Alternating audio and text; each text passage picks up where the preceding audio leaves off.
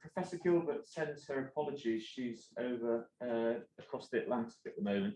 So she's asked me to chair this session, which I'm delighted to do. And it's a great pleasure to invite Josh, who's been widely touted as Francis Scott this week. I only discovered you were called Francis this week, so I was looking for a Francis Scott most of the week, but it's a great pleasure to discover it's one and the same Josh, newly appointed consultant neuroradiologist of this parish, and he's going to talk to us on thoracolumbar spine trauma, 3 columns and beyond. Over to you, Josh. Thanks very much for that kind introduction. So yeah, I've been given the honour of presenting to you at the Radiology Forum today, and so I've chosen this topic because I thought it'd be a good one, because it's kind of an overlap between what we do as neuroradiologists and what the general radiologists do in the department. So I thought it would be a good topic to give everyone a neuroradiology perspective on what is a very important topic. So just to get the ball rolling, I'm just going to show an example case. We'll make this interactive, if that's okay.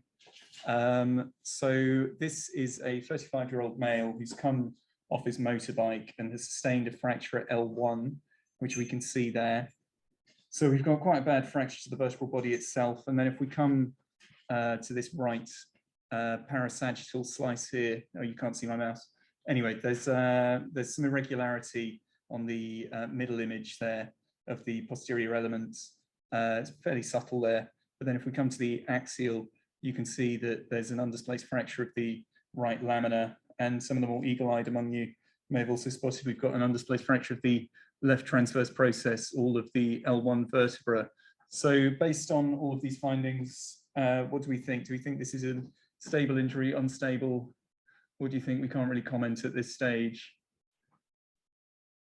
Any thoughts? By the classic criteria, it would be unstable. So why is it unstable? So 3-column injury, yeah. So excellent. So by, as you say, describe as classic criteria, we could think of this as an unstable injury because it's involving all 3 columns, which is something we'll come on to. And we'll come back to this case at the end of the talk. So in terms of an overview of what we're going to look at today, first off, I'm just going to think about why we might want to classify injuries, if there's any particular relevance to doing that.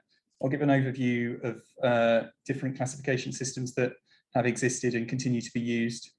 We'll look at the imaging strategy, relevant guidelines there, and we'll talk briefly about what the role of MR is, because obviously not all patients require MR, and it's somewhat controversial which ones should receive MRI scans.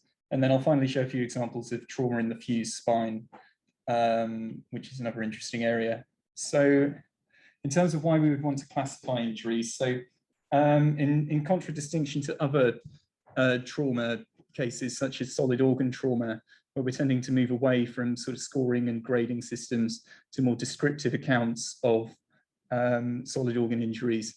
In some ways, it's kind of moving the other direction in spine trauma, so particularly among surgeons. They're quite keen on the AOS classification system in particular, which we'll look at. And so that's quite useful in that we can provide a clear category for what the injury is. And so that would be understood across the world. And so the management should become more consistent between different centres if we're describing fractures in similar terms. It's also worth noting that thoracolumbar spine injuries, although they can look quite complex, they tend to arise in reproducible ways. So the basic mechanisms of injury, there doesn't tend to be a huge amount of variation in them, and all of these injuries exist essentially along a continuum of severity for the most part. And then most importantly, how we classify injuries will tend to inform the management with the important dichotomy between conservative and surgical management. So if we move on to just talk about what spinal stability actually is. So this is a term that we're all familiar with, but we might not have a clear definition in our heads of what we actually mean by that. And there isn't actually a universally accepted definition of what spinal stability actually means. This is a definition from a textbook of spine biomechanics from about 30 years ago, which is quite a good one, which describes spinal stability as the ability of the spine under physiological loads, i.e. normal weight bearing, ambulation and so on, to limit patterns of displacement so as not to damage or irritate the spinal cord or nerve roots, in addition to preventing incapacitating deformity or pain due to structural changes.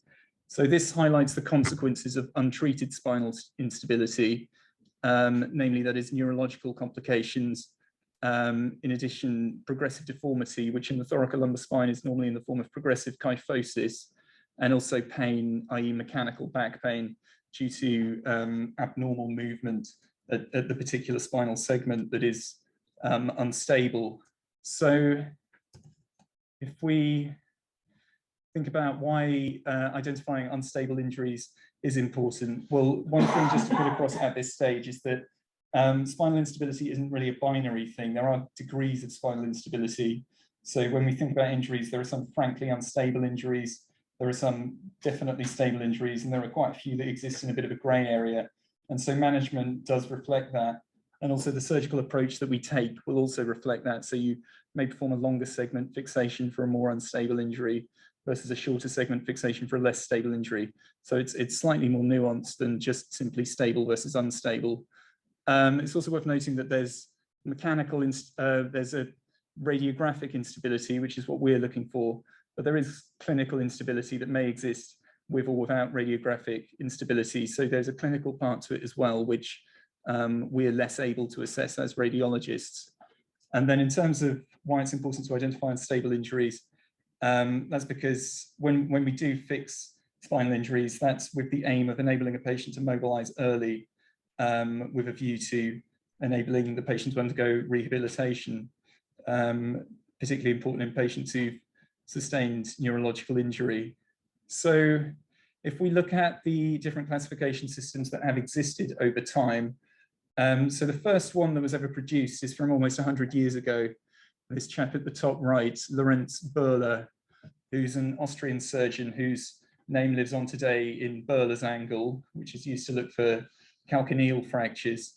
And he wrote a very influential orthopedic textbook at that time, which was the first attempt to classify vertebral fractures based on their radiographic appearance. And he described 5 different fracture types. Moving on about 10 years, there's a chap, Robert Watson-Jones, who's an English orthopedic surgeon, and he was the first to really introduce the concept of stability of spinal injuries. So around this time, spinal surgery for trauma was very seldom done, if ever. And typically the options were either nothing or casting. And so in many ways, the classification systems that we use have reflected evolution of surgical practice over time. He was also the first person to describe the importance of integrity of the posterior ligamentous complex, which is something that we'll come on to. There's this chap, A. Nickel, there, who's a surgeon who's working in Mansfield and developed his own ideas about spinal trauma based on a number of minors he saw with spinal injuries. And he further developed this concept of stability. In his view, the interspinous ligament was the most important component in ensuring stability of spinal injuries. And then this chap, Frank Holdsworth, who in 1962 was the first one to introduce the concept of separate columns that the spine is made up of. So he, in his classification, he considered an anterior column, which was the vertebral bodies and the intervening intervertebral discs, and a posterior column, which was everything posterior to that. And so an injury involving both columns would be effectively unstable, whereas one limited to just one column would be stable and potentially amenable to conservative management. And he was also the first person to use the term burst fracture, which we'll look at later on. So moving on from that, we've now got the Denis system, which is the one that David's alluded to earlier. So this chap, Francis Denis, a French spine surgeon who in 1983 first published on this concept of 3 columns in spinal trauma. So this is something that I'm sure many of you will already be familiar with, but the basic premise of this system was that any fracture that involves 2 or more columns is considered to be mechanically unstable and therefore should be surgically fixed. He also, in his original publication, described that there are degrees of instability, and he also talked about the importance of consideration of mechanical and neurological instability and deciding how to manage spinal injuries. But a lot of that is sort of lost in how we actually think about the Denis system. And so for the benefit of those who may not be familiar with this, the anterior column we take to be the anterior 2/3 of the vertebral body, the intervening intervertebral disc and the anterior longitudinal ligament. And then he introduced this third column, the middle column, which is the posterior third of the intervertebral disc and vertebral body and the posterior longitudinal ligament. And then the posterior column is everything posterior to that. So effectively with the Denis system, you're thinking of the middle column as being a fulcrum at each spinal motion segment. And so injuries can arise due to flexion, where you've got compression of the anterior column and distraction of the posterior column. And then less commonly in the thoracolumbar spine, you can also have the opposite, where you've got extension, hyperextension of the anterior column with compression of the posterior elements. And so any spinal segment where you've got failure of that middle column is then effectively unstable. And so he described there being 4 different fracture types. So compression fracture on the left there, which you'll be familiar with, which is isolated failure of the anterior column in compression. Burst fractures, which are axial load injuries, where you've got failure of the anterior and middle columns. Seatbelt injuries, which will probably be more familiar to you as chance fractures, which are essentially distraction injuries, where you've got severe flexion force resulting in the posterior elements essentially being pulled apart because you've got such severe flexion there because of such as a restrained RTC passenger. And then the final category is fracture dislocations, where you've got essentially complete mechanical dissociation of the spine. So that'd be the most severe form of spinal trauma. So although this remains a widely recognized and understood system, there are a number of limitations to it. So one thing that we'll come on to is that according to this system, any burst fracture, which involves the anterior and middle columns, would be regarded as unstable. But clinical experience suggests that that's not necessarily the case. You can manage those injuries conservatively with good results. And there's also lab evidence to suggest that injuries to the posterior column are more relevant in ensuring spinal stability than is the middle column. One other thing just to mention is that it doesn't take stock of neurological status, unlike more recent classification systems, which is also relevant to management of spine trauma. So more recently, this international collaboration, the Spine Trauma Study Group, devised something called TLICS, the Thoracolumbar Injury, severity score, classification and severity score, which thinks of 3 separate components in classifying spine injuries. So it's related to the Denis system, but it has a few extra features.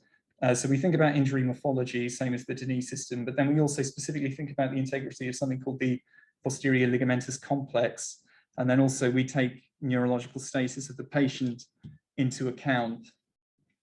So in terms of the morphologies of injuries, these are somewhat similar to what we saw with the Denis system. So we've got compression fractures, much the same, flexion force acting on the vertebral body. Burst fractures, where we've got axial load force acting on the vertebral body. Distraction injuries on the right, which is similar to the chance fractures we saw. We've got severe flexion resulting in the posterior elements being torn apart. And then translation/rotation injury, we've got mechanical dissociation of the spine, resulting in movement of one part of the spine relative to the other. Then the second thing we think about is whether the posterior ligamentous complex is injured or not. And so for the benefit of those of you for whom this may not be a familiar term, posterior ligamentous complex refers to a complex of ligaments that bind together the posterior elements of the spine. And there's 4 separate components to it that we think about.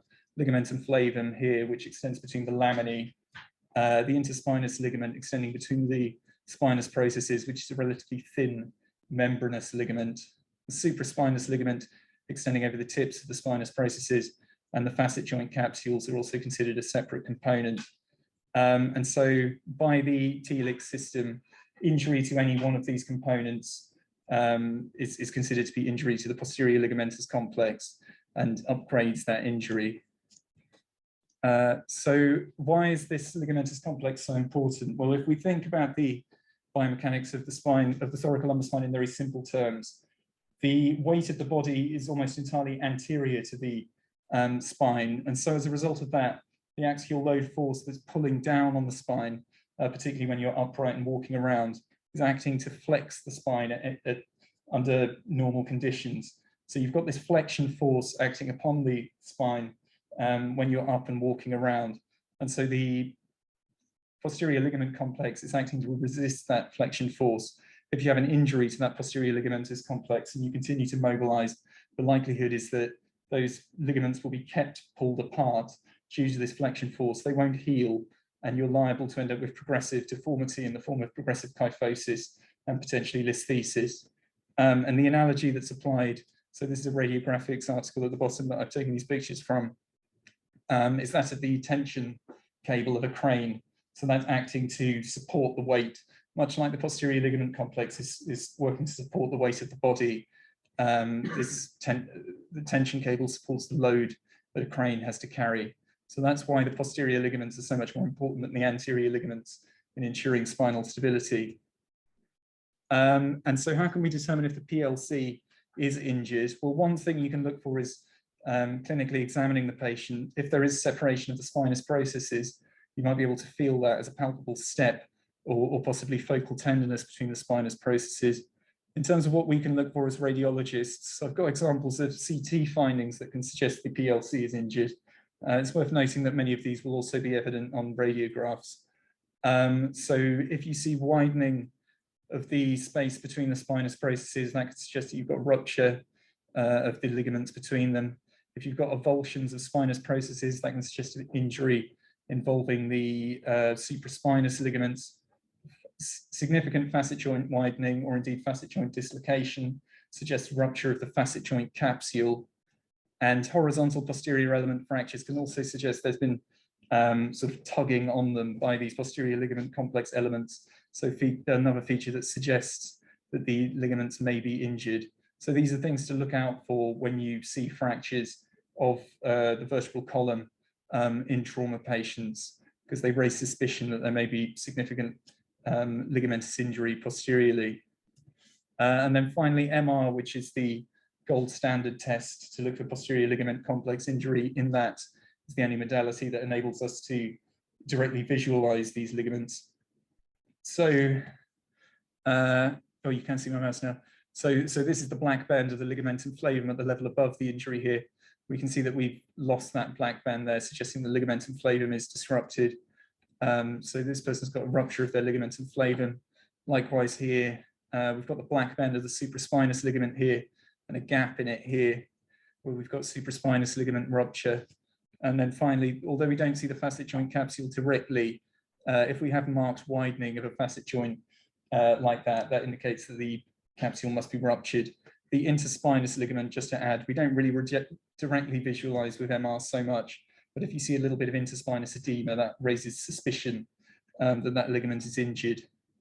So the final thing that feeds into TLICS after the injury morphology and status of the posterior ligamentous complex is the neurological status of the patient. So this is something that's of course clinically evaluated, so we can't directly score on this, but there are imaging features that are relevant. So you've got a fairly extreme example on the right there of someone with a translation injury with complete cord transection, but short of that, there's other things that are worth looking for when you're assessing imaging. So spinal canal narrowing and epidural hematoma are things that we can see on CT usually, and then cord injury and nerve root compression are things that we can only really see on MR. So once you've decided what the verdict is for those three separate categories, they're then each individually assigned a score, as here. I won't go through this in too much detail. And so then finally you tot up those individual scores and end up with a final score, which is the TLICS score for that patient. And so this system is designed to directly inform how you then manage that patient. So anyone with a score between 0 and 3 is suitable for conservative management. Anyone with a score of 5 or over, it recommends surgical fixation. And then 4 is the surgeon's choice category. So if we think about the example we looked at the very beginning, that would be classified as a burst fracture in terms of morphology of the injury. PLC status, we're not really sure based on CT alone. And neurological status I didn't tell you about, but if we assume that PLC is suspected to be injured, that puts us in the intermediate category, so it doesn't actually give us a definite answer as to whether this fracture needs operating or not. So the neurological status would really be the decider there, well, MR plus neurological status. So the issues with this system, so one particular issue is that determining if the PLC is injured or not is not actually as straightforward as all that. I mean, those examples I've given you are the most barn door examples I could find. So there's a lot of cases where we're not 100% sure. We see a bit of ligamentous edema, but that doesn't necessarily mean that that's structurally significant. And also you may see things like a small facet joint effusion, which again doesn't necessarily mean that the capsule is ruptured and the patient's going to subsequently develop spinal instability. Another thing just to bring up is that any sort of prescriptive scoring system like this is always regarded with a bit of suspicion, particularly where something like an MR, where there is known to be a bit of inter-observer reliability, dramatically shifts you between surgical and non-surgical management. And it's worth saying that surgical practice is likely to continue to evolve, so it may be that this system becomes a bit out of date as our approach to managing patients changes. But it remains a very influential system and is widely used. And it certainly highlights important things to look for when you're assessing spine trauma cases. So just on that point, how accurate actually is MR in identifying PLC injury? Well, the jury still seems to be out on this to some extent. This is a fairly old publications from almost 15 years ago now, where this chap, who's a musculoskeletal radiologist, looked at 42 MRI studies and was prospectively looking for evidence of PLC injury. It's worth noting that all of these patients were subsequently operated upon, so there's some degree of selection bias there, and that they'd have excluded relatively minor cases. And then they decided, comparing to what was found intraoperatively, taking that to be the gold standard, they found that there was moderate agreement for all components of the PLC, but the sensitivity and specificity of MR seemed to vary quite a good deal between the individual components. So the accuracy was better for injuries to the ligamentum flavum and supraspinous ligament, which fits with what we were seeing. That shows up quite nicely as a black band on both T1 and T2 sequences, whereas the less well-seen ligaments, so the interspinous and facet joint capsules, the sensitivity was on the lower end of the scale here, more in the region of 80%, 50% specificity. So although that's not terrible, that doesn't seem great when this TLICS system is suggesting that you use MR as a key tool in making decisions about who you operate on or not. Although there is a contrasting view to this, a later publication from 2013 that was a response to this paper used a slightly different methodology. So one thing that they did differently was that they included cases that weren't operated on subsequently. And in those patients, they decided if they had instability or not based on whether subsequent imaging showed progressive kyphosis or translation. And another thing they did is that, unlike what TLICS recommends, they decided either patients had definite PLC injury, so they could definitely see ruptured ligaments, and everyone else they regarded as having intact ligaments. So small amounts of edema or equivocal findings they disregarded. And so by being a bit more selective with who they were saying had PLC injuries, they stated that they could get much better accuracy for identifying PLC injury, sensitivity of 91%, specificity of 100%. So these authors would suggest that we should probably be a bit more careful with overcalling PLC injury on the basis of equivocal findings and only call it when we're absolutely sure. Another thing just to think about is how good CT might be for identifying PLC injury. Can we forego MR altogether in certain cases?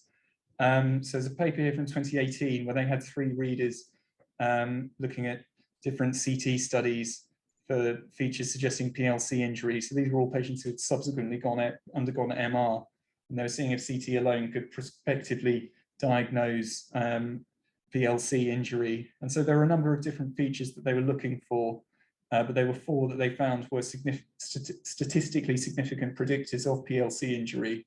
So those were specifically vertebral translation, i.e. movement of one vertebra relative to the other in the sagittal or coronal plane, fractures of the pedicles or laminae, interspinous widening, or fractures of the spinous processes. And so it wasn't that one of those was dramatically more predictive than the others. And so the author's suggestion was that one of those features in isolation would suggest an MR would be indicated to look for ligamentous injury, and two findings or more could be sufficient to diagnose PLC injury even without MR, although that's not widespread practice currently. So moving on to the final classification system that we'll look at. This is the AO spine classification that's widely used among spine surgeons and radiologists. So this has been developed by something called the AO Foundation. So this is a Swiss foundation who had developed a not-for-profit organization founded almost 60 years ago, who are dedicated to improving the care of patients with musculoskeletal disorders. So they're interested in trauma in a number of parts of the body, and also bone tumors and other musculoskeletal disorders. But in the neuroradiology realm, they're best known for the AO spine classification. And just to wind the clock back a bit, the first classification of spine trauma they came out with was this thing called the McGill classification that was published in 1994. So this was a very, very comprehensive classification. So it actually has more subcategories than we've got on this table here. There are about 53 in total, but this never really caught on because it was considered very complex, and because you're subcategorizing so finely, there wasn't great reproducibility between reporters, and it also doesn't, it's not structured in a way so as to directly inform management. It's more sort of descriptive, really. So more recently, so 2013, they published the AO spine classification, which was a fairly dramatic simplification of the prior McGill system. It incorporated some elements of the TLICS system, so it looks at neurological status. And this is a system that's now widely used by spinal surgeons internationally. So this has really caught on among our surgical colleagues. And so in terms of, in very simple terms, what it goes through, so we think of injuries in three different types here, which are sort of on a continuum. So we've got the compression type injuries, similar to previous systems, where you've got flexion force resulting in failure of the anterior part of the vertebral body. You've got distraction type injuries where, in conjunction with that, you've got separation of the posterior ligaments with bony and or ligamentous injury. And then the final classification, translation injury, where you've got complete mechanical dissociation of the spine with translation of one part of the spine relative to the other. So just to go through these in brief. So the least severe fracture type is the A0 minor non-structural fracture. So these are avulsions of the transverse and spinous processes. So favorites for the 2B rapids. So we've got examples of transverse process avulsions here on plain film and CT. So because these aren't spinal column injuries, there's no risk of instability associated with these at all. But the thing to be mindful of is that there may be associated other injuries. So transverse process avulsions have a strong association with significant abdominal trauma and so on. So not significant injuries in their own right, but maybe associated with other significant injuries. We've then got wedge compression fractures. So these, similar to osteoporotic fractures, you've got loss of vertebral body height. It may be the superior or inferior end plate that's affected, but more often the superior. And importantly, it's only one end plate that's involved, and the posterior wall of the vertebral body is not involved. We've then got these split type fractures, which in my experience aren't quite so common, but these are fractures where you've got fractures of both end plates, but sparing of the posterior wall of the vertebra. So it's a fracture that's effectively in the coronal plane. And it seems like quite often you have a fracture of the anterior wall of the vertebral body associated with these. But again, because the posterior wall is not involved, these are relatively stable injuries if they exist in isolation. We then move on to what's called an incomplete burst fracture. So difference between this and a wedge compression fracture is that now we do have involvement of the posterior wall of this vertebral body. So this ups the ante somewhat. And if you look at the axial diagram there, you can see that usually there's some degree of retropulsion of bone fragments from the posterior superior corner of the vertebral body with these kind of injuries. So effectively what you've got happening is you've got severe axial load force acting on that vertebra. The vertebra mechanically fails, and then you've got outward expansion of that bone, usually anterior and posterior. The relevance there being that you can potentially compress neural structures as a result. And also as a result of that, sort of analogous to a Jefferson burst fracture, you can potentially have forces sort of separating out the posterior elements, bursting outwards. So you may end up with undisplaced laminar fractures in association with these as well. That's not infrequently seen. So those are fractures that are in the sagittal plane. And then finally, the most severe A type of fracture is the complete burst fracture. So the mechanism here is much the same: severe axial load force, difference being that you've got the fracture involves both the superior and inferior end plates. So you've got severe disruption of the vertebral trabeculae, fractures involving anterior and posterior walls, superior and inferior end plates. And again, we've got retropulsion of bone fragments into the spinal canal, and potentially there may be associated laminar fractures as well. So the example on the right there is the case that I showed you earlier on. So moving on to the B-type fractures. So these are effectively, these are described as tension band failures. So the posterior tension band is what we describe as the posterior ligamentous complex and the intervening bony structures in combination. So the laminae in spinous processes and the ligaments extending between them. So if we have failure of the posterior tension band only involving bone, we have what we call a chance fracture. So you've got a distraction injury where the bone's essentially being pulled apart. And so you've got an example on the right there. So you've got a horizontal fracture extending through the posterior elements and vertebral body associated with severe flexion force. So classically associated with restrained RTC victims. More common than a chance fracture is the B2 type, which is an osteoligamentous posterior tension band injury. So it's usually there's some degree of ligamentous injury associated with these kinds of fractures. And so notably, because we can't directly assess the ligaments with CT, it usually requires an MR to diagnose one of these with confidence. And they will be, they will always be associated with some form of A-type fracture. So the example on the left there is an incomplete burst fracture, B2 type injury.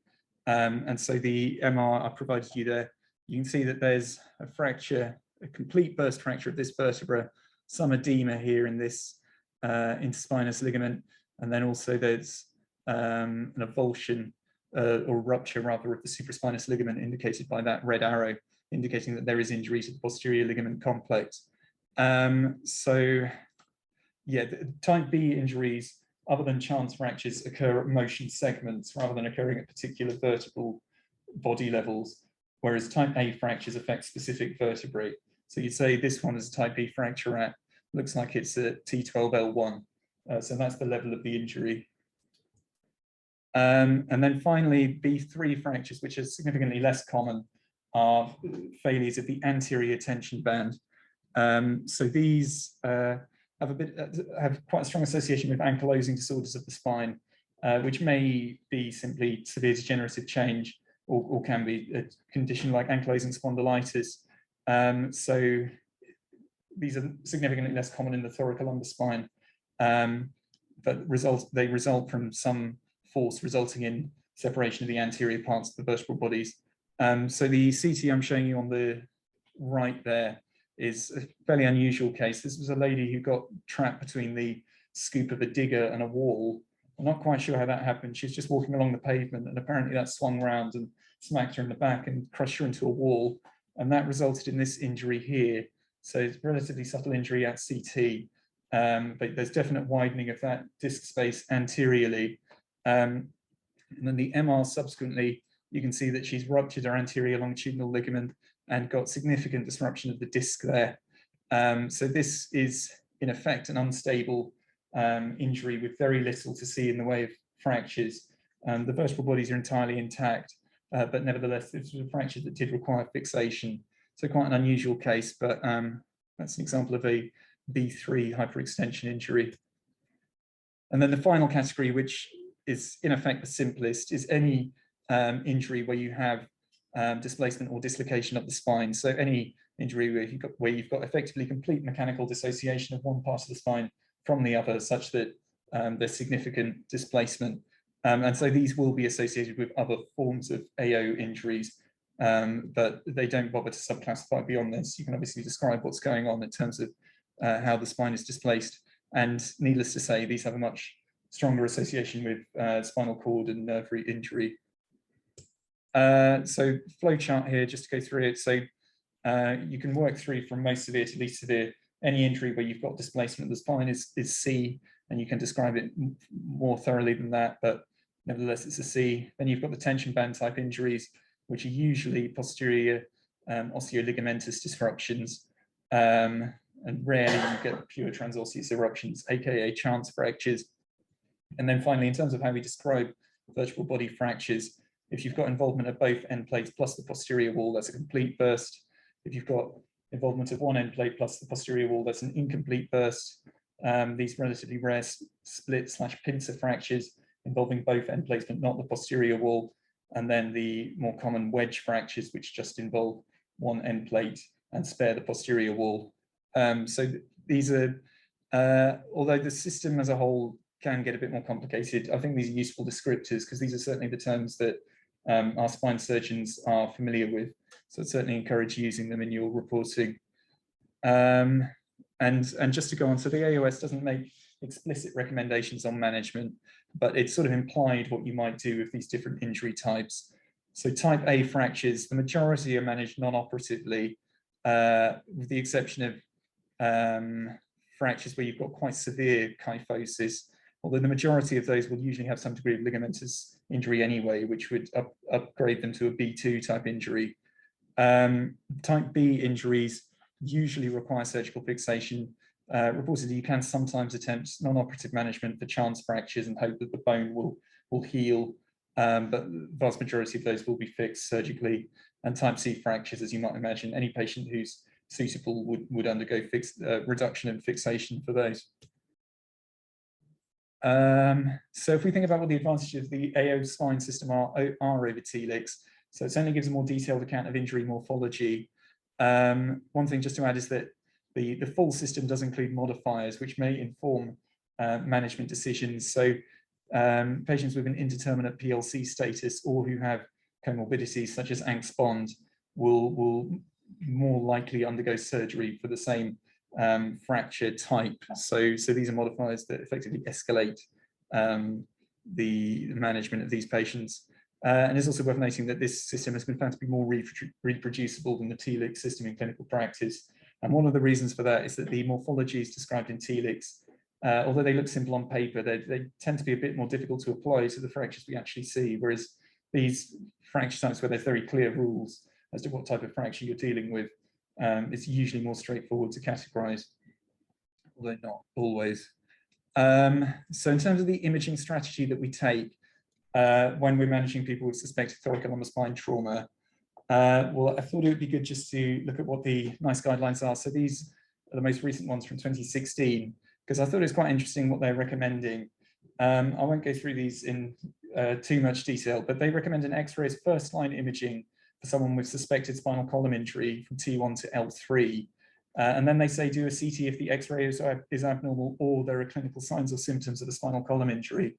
So I think that's a bit unusual because it's unclear why you're doing the X-ray in the first place if there are no clinical signs or symptoms of a spinal column injury. So I think you could potentially bypass the CT there if anyone with any degree of clinical suspicion gets a CT. And then they also recommend that someone with a new spinal column fracture should have imaging of the entire spinal column, although they don't specify what modality that is with. You would imagine in most cases it might be CT, but they don't specify. Then moving on, just separately, if we have abnormal neurology, they advise CT in all patients, and then in the following column, they advise MR after CT, regardless of whether the CT is normal or abnormal. So effectively, all patients with suspected spine injury and neurology get both CT and MR by NICE guidance. So just to summarize, if we apply NICE guidance to the letter, anyone with suspected spinal column injury should get both X-ray and CT. Although, like I say, I don't see what the added value of X-ray is there necessarily. Anyone who's coming with polytrauma will have a CT done anyway. And then anyone with neurology gets both CT and MR by NICE guidance. Or just looking at what I recommend, so this is now being rolled out to all of our GPs regionally and is what our Royal College recommends in terms of most appropriate use of imaging. So in patients with pain, but not neurology, they recommend a low threshold to X-ray if there's a worrying mechanism. And then if X-ray suggests instability or posterior element fractures, then proceed to CT or MR. And then anyone with major trauma, as with NICE guidance, gets a polytrauma CT done with spinal recons. And then patients with MR, they suggest MR may be used, but whole spine MR is indicated if the person has any sort of neurological deficit, because that is the best test to assess for any injury to the spinal cord or ligaments. And then they also suggest that CT is indicated as well, similar to NICE guidance. So yeah, I think putting all of that together, there's agreement that anyone with neurology needs both a CT and MR. There's not any explicit recommendations on which people get MR if the CT is abnormal, but they don't have neurology. So that remains a bit of a contentious point, really. So is CT alone sufficient? So this is a publication from 2013 that was referenced by the iRefer guidelines. So this is a publication from Skeletal Radiology where they looked at 100 patients who had both CT and MR done for thoracolumbar spine trauma. They were looked at by 3 separate radiologists, and they were classified by the TLICS and also the AO system, which at that time was the McGill classification from 1994. And they found that after reviewing the MRI, the TLICS classification changed in a third of patients, and more significantly, the TLICS score increased from below 5, i.e. non-operative / surgeon's choice, to 5 or above, i.e. operative management in 24% of those patients. So that seems that MR makes a significant difference in your planned management in a significant proportion of patients. And if you think about it, it's clear that the reason that was happening is that CT wasn't identifying these posterior ligament complex injuries because it only has so much sensitivity. And then MR was upgrading a lot of fractures to having suspected or definite posterior ligamentous complex injury, and was therefore encouraging more patients to undergo surgical fixation by applying the TLICS system. But that's not a universal view that MR is actually that influential in surgical decision making, particularly if you're applying the AO spine classification, where yeah, it's not so prescriptive. So there's a bit more of a grey area, and MR doesn't hold quite so much weight as it does in the TLICS system. So this is a publication from 2017 from the European Spine Journal. Notably, they had 41 spine surgeons looking at imaging, so they didn't look at they didn't have radiologists reviewing these scans, and they were looking at 30 fractures, and they were shown in turn X-ray alone, X-ray with CT, and then X-ray with CT and MR.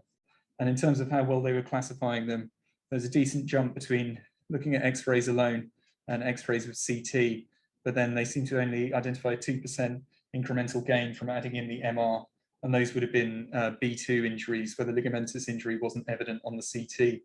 I suppose it's worth noting that the correct classification here is pretty low on the whole anyway, so you'd wonder what the scores would be like if these were radiologists looking at these.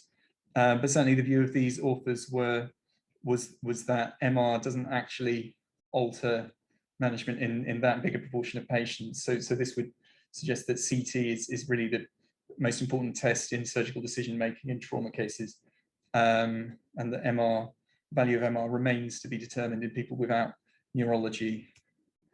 So I was just going to show a few examples of trauma in the fused spine just to round off, just because this is something that you'll all come across on call.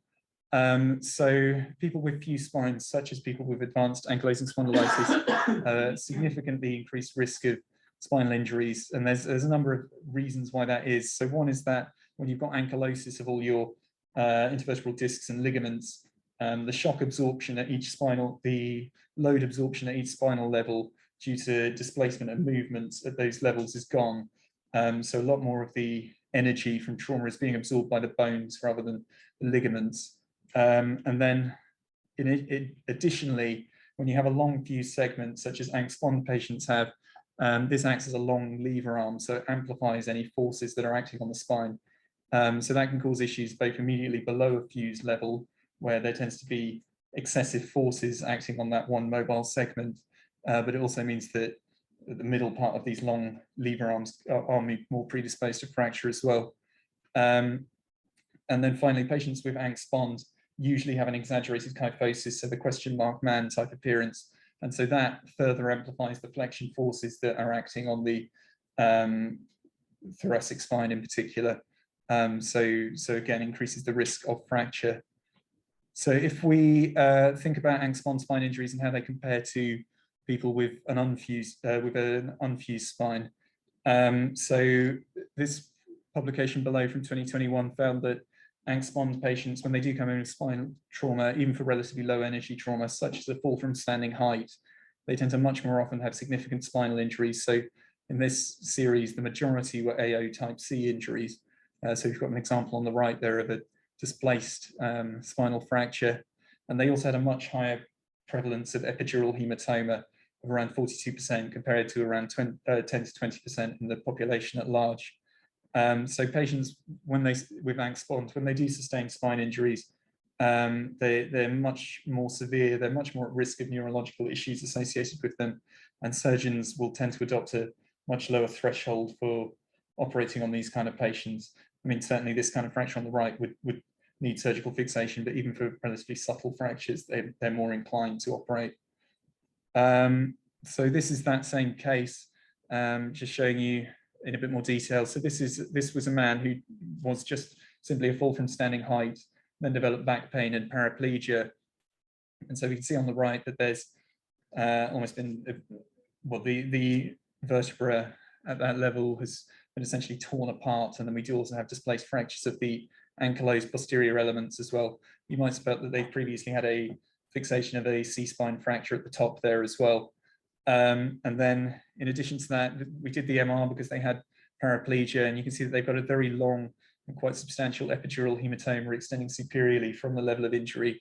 And you can see that the cord is quite compressed and edematous there. So this patient sustained significant neurological injury, although the level was below the level of the spinal cord. And so ANC-SPON injuries, just to say, aren't always as conspicuous as that. So here's an example of a case that came through not that long ago. It's a chap in his 50s, I think, who'd been involved in an RTC and had neck pain.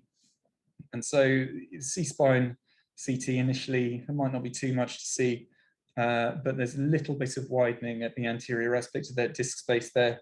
And then if you come off the midline, you can see that there's this undisplaced fracture of the syndesmophyte there.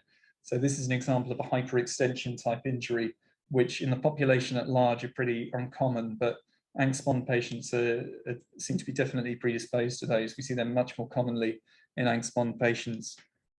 And this chap subsequently went on to have an MR, which confirms that there is injury there.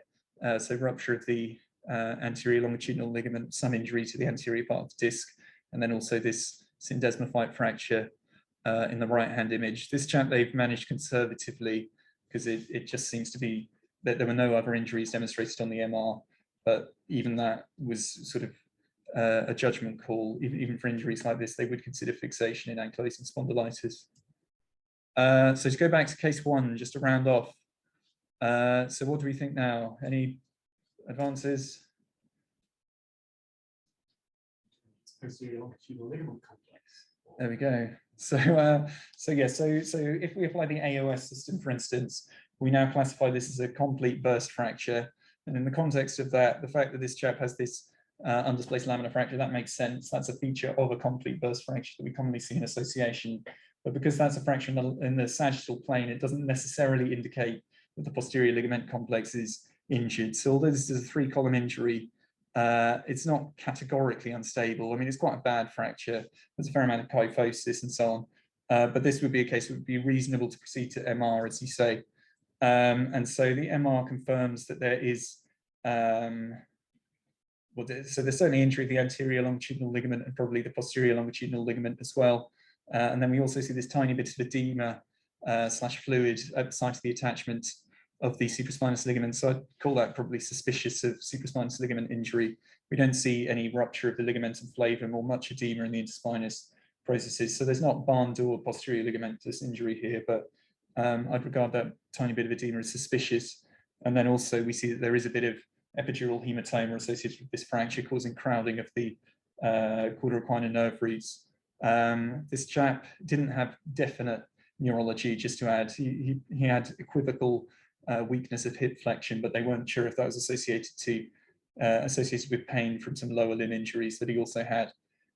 So on the basis of all these findings, the surgeons decided that this did need surgical fixation, and he did go on to have a fixation 2 levels above and 2 levels below with good outcome. Great, so just to conclude, so in terms of the 3-column system, while it's straightforward to apply, it's actually a model that modern surgeons have moved away from using, just because of examples I've given where there are definite examples of 2-column injuries that do well with conservative management. So describing those as unstable, isn't how surgeons would currently describe them. The AOS system, even if it's quite complex, it certainly provides quite useful terminology to use when describing vertebral injuries, and it seems to be a reproducible system that is an accurate reflection of the sort of injuries that we do see in clinical practice. So certainly I consider using its terminology when describing fractures. I don't think we need to sort of provide categories. The surgeons do like to do that, but certainly, at least in terms of providing descriptors, it's useful for that. And then when MR is really needed in trauma cases without neurological deficit, is somewhat controversial and probably does need to be on a case-by-case basis. But certainly in all cases with neurology, MR is indicated as per NICE guidance, and I refer. Okay, great, that's all from me. Thank you for your attention. Happily take any questions.